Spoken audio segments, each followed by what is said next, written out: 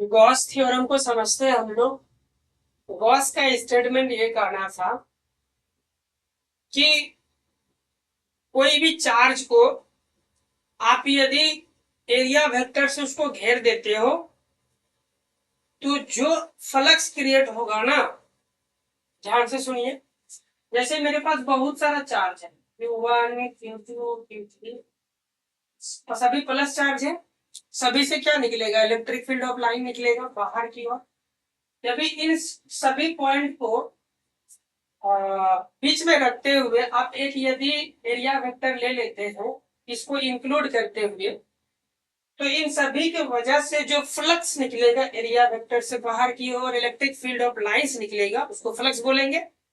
वो फ्लक्स, वो जो फ्लक्स निकलेगा वो flux total charge inside the surface upon epsilon naught times के बराबर होगा।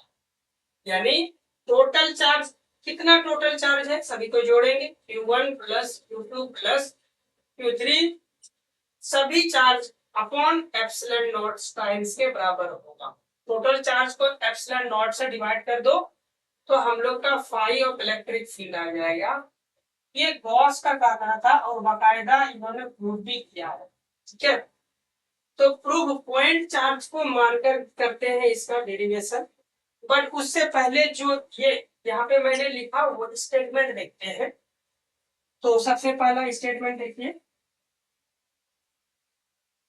Total electric flux through a surface is 1/epsilon naught times of total charge enclosed, enclosed माने घेर के रखा है, enclosed by the surface, by the surface। हालांकि इसी सरफेस को हम लोग गॉसियन सरफेस बोलेंगे, क्योंकि गॉस लॉ बता रहा है, दैट्स व्हाई जो सरफेस घेर के रखेगा उसको हम लोग गॉसियन सरफेस बोलेंगे। तो यहाँ पे हम एक और चीज ऐड कर देते हैं, enclosed by the Gaussian surface. Gaussian surface, उसको हम लोग गॉस थ्योरम बोलते हैं। यानी जो भी फ्लक्स निकलेगा किसी सरफेस के, उस सरफेस को आज आप, पहले नाम नहीं था, एरिया वेक्टर बोलते थे बेसिकली, अब हमारा पास नाम आ गया, उस एरिया वेक्टर को क्या बोलेंगे? गॉसियन सरफेस बोलेंगे। उस गॉसियन सरफेस से जो भी इलेक्ट्रिक फ्लक्स बनेगा वो 1/epsilon naught times of total charge inside the surface, जितना भी इनसाइड द सरफेस के अंदर होगा उसका total upon epsilon naught times के बराबर होगा। तो इसका मैथमेटिकल फॉर्म क्या हो जाएगा? Mathematical form, mathematical form phi E बराबर हो जाएगा क्यू इनसाइड। क्यू इनसाइड का मतलब गॉसियन सरफेस के अंदर अपॉन एप्सिलॉन। ठीक है, ये है हमारे पास गॉस थ्योरम। इसका हमको लोगों को प्रूफ भी देना पड़ता है कि आप सत्यता साबित करो कि phi E epsilon Q inside upon epsilon naught times के बराबर होगा। तो इसको प्रूव करने के लिए हम लोग पहले से किसी चार्ज की वजह से जो फ्लक्स जानते हैं उसको लेकर इसको सॉल्व करेंगे। तो पहले से जाना हुआ चार्ज के वजह से electric field, electric flux, number of electric field of lines already जानते हैं। तो वो चार्ज कौन सा है? Point charge. डिस्ट्रीब्यूशन चार्ज तो अभी तक पढ़ा ही नहीं। तो पॉइंट चार्ज को कंसीडर करते हुए इस गॉस के स्टेटमेंट को हम लोग प्रूव करने की कोशिश करते हैं। ठीक है, तो यहाँ पे लिखेंगे प्रूफ।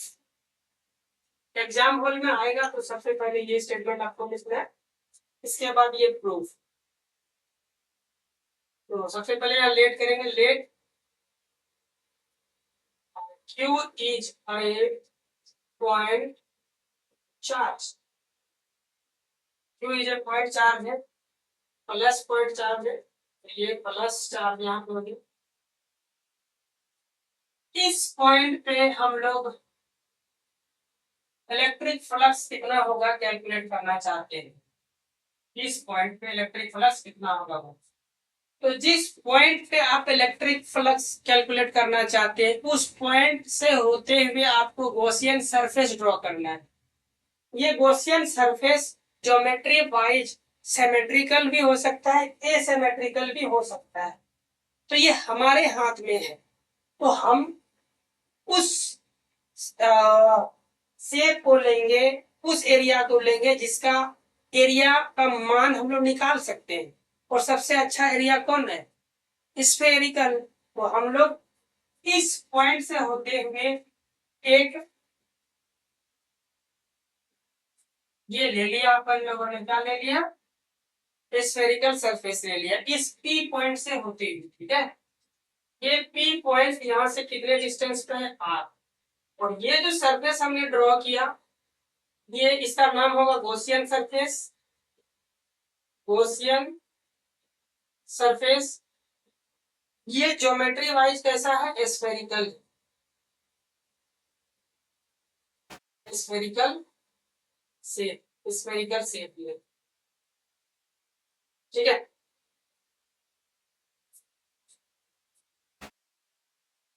इस पॉइंट आर पे इस क्यू चार्ज की वजह से इलेक्ट्रिक फील्ड कितना होगा,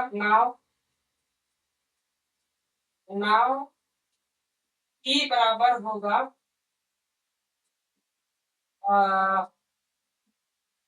J Q upon R square. Point charge की वजह से आर डिस्टेंस पे इलेक्ट्रिक फील्ड कितना होता है, के क्यू अपॉन आर स्क्वायर, ठीक है।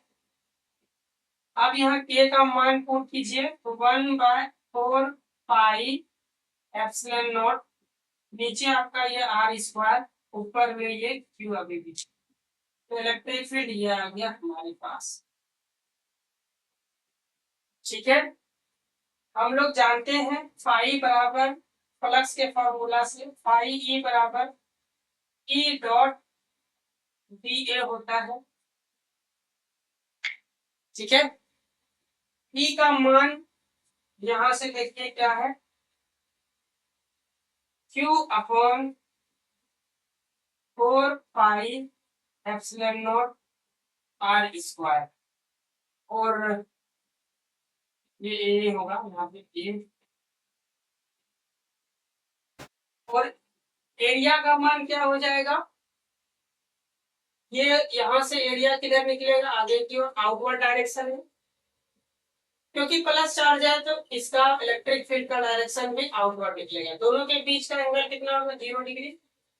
एरिया बराबर यहाँ होगा 4 pi R square into cos 0 degree, dot को हटा दिए, तो देखिए 4 से 4 छम छम, पाई से पाई छम छम, आर स्क्वायर से आर स्क्वायर छम छम, ठीक है। तो फाई ई बराबर हम लोग का आ गया अपॉन एप्सिलॉन नॉट टाइम्स, ठीक है। और यही अपने को क्या करना था, प्रूव करना था, ठीक है।